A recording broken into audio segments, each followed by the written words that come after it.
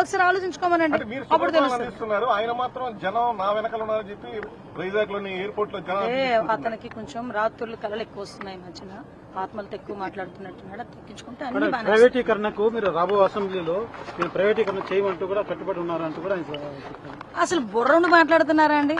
అంటే ఏమనుకోవద్దు, అంటే అంతే. కొన్ని సందర్భాల్లో కొన్ని పదాలు మేము మీడియా కూడా ముందు కూడా మాట్లాడాం.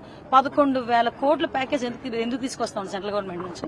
ప్రైవేటీకరణ చేసే ఉద్దేశాలు ఉంటే ఆ ప్రైవేటీకరణ చేయకూడదనే కదా వాజ్పేయి గారి దగ్గర నుంచి కూడా ఇదే నారా చంద్రబాబు నాయుడు గారు పాటుపడుతున్నారు.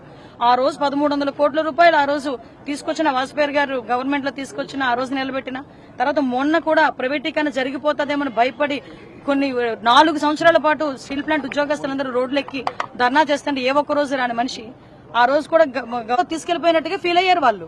అందువల్ల అన్ని రోజులు నిద్రాహారాలు మాని ధర్నాలు చేశారు.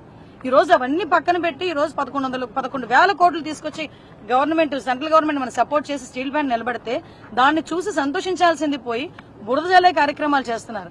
ఇప్పటికే 11 సీట్లకు దిగజారిపోయారు, ఇంకెంక దిగజారిపోతారండి.